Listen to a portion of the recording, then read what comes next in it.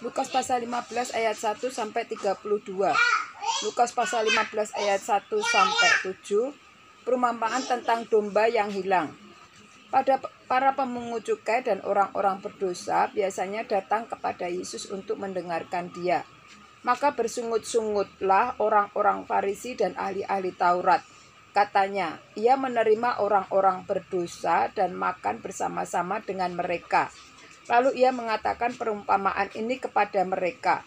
Siapakah di antara kamu yang mempunyai 100 ekor domba? Dan jikalau ia kehilangan seekor di antaranya, tidak meninggalkan yang 99 ekor di padang gurun dan pergi mencari yang sesat sampai ia menemukannya. Dan kalau ia telah menemukannya, ia meletakkannya di atas bahunya dengan gembira. Dan setibanya di rumah, ia memanggil sahabat-sahabatnya dan tetangga-tangganya serta berkata kepada mereka, bersukacitalah bersama-sama dengan aku, sebab dombaku yang hilang ini telah kutemukan.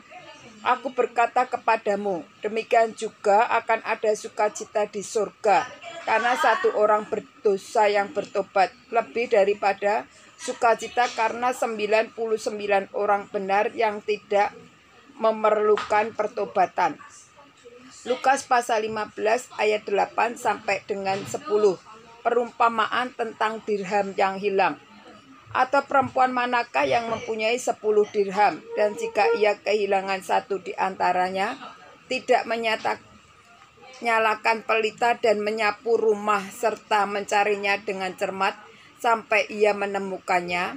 Dan kalau ia telah menemukannya, ia memanggil sahabat-sahabatnya dan tetangga-tetangganya serta berkata, bersukacitalah bersama-sama dengan aku, sebab dirhamku yang hilang ini telah kutemukan.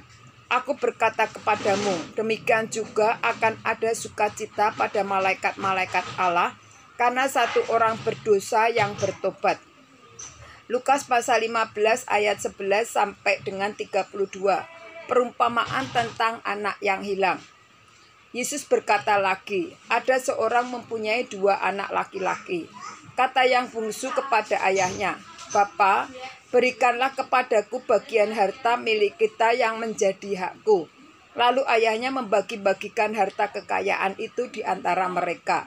Beberapa hari kemudian anak bungsu itu menjual seluruh bagiannya itu, lalu pergi ke negeri yang jauh. Di sana ia memboroskan harta miliknya itu dengan hidup berfoya-foya. Setelah dihabiskannya semuanya, timbullah bencana kelaparan di dalam negeri itu, dan ia pun mulai melarat. Lalu ia pergi dan bekerja pada seorang majikan di negeri itu. Orang itu menyuruhnya ke ladang untuk menjaga babinya. Lalu ia ingin mengisi perutnya dengan ampas yang menjadi makanan babi itu, tetapi tidak seorang pun yang memberikannya kepadanya. Lalu ia menyadari keadaannya. Katanya, betapa banyaknya orang upahan Bapakku yang berlimpah-limpah makanannya, tetapi aku di sini mati kelaparan. Aku akan bangkit dan pergi kepada Bapakku dan berkata kepadanya, Bapa, aku telah berdosa terhadap surga dan terhadap Bapa. Aku tidak layak lagi disebutkan anak Bapa. Jadikanlah aku sebagai salah seorang upahan Bapa. Maka bangkitlah ia dan pergi kepada bapaknya. Ketika ia masih jauh, ayahnya telah melihatnya. Lalu tergeraklah hatinya oleh belas kasihan. Ayahnya itu berlari mendapatkan dia, lalu merangkul dan mencium dia. Kata anak itu kepadanya, Bapa, aku telah berdosa terhadap surga dan terhadap Bapa. Aku tidak layak lagi disebutkan anak Bapa.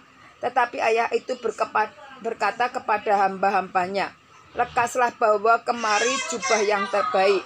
Pakaikanlah itu kepadanya dan kenakanlah cincin pada jarinya dan sepatu pada kakinya. Dan ambillah anak lembu tambun itu, sembelihlah dia dan marilah kita makan dan bersukacita. Sebab anakku ini telah mati dan menjadi hidup kembali. Ia telah hilang dan didapat kembali. Maka mulailah mereka bersukaria. Tetapi anaknya yang sulung berada di ladang, dan ketika ia pulang dan dekat ke rumah, ia mendengar bunyi seruling dan nyanyian tari-tarian. Lalu ia memanggil salah seorang hamba dan bertanya kepadanya, "Apa arti semuanya itu?" Jawab hamba itu, "Adikmu telah kembali dan ayahmu telah menyembelih anak lembu tambun, karena ia mendapatnya kembali dengan sehat." Maka marahlah anak sulung itu dan ia tidak mau masuk. Lalu ayahnya keluar dan berbicara dengan dia.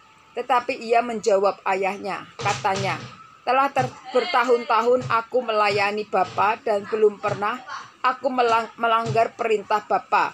Tetapi kepadaku belum pernah Bapa memberikan seekor anak kambing untuk bersukacita dengan sahabat-sahabatku. Tetapi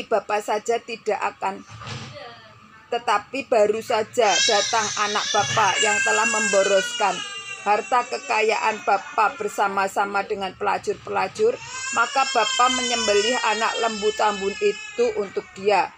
Kata ayahnya kepadanya, "Anakku, engkau selalu bersama-sama dengan aku, dan segala kepunyaanku adalah kepunyaanmu. Kita patut bersukacita dan bergembira karena adikmu telah mati dan menjadi hidup kembali. Ia telah hilang dan didapat kembali."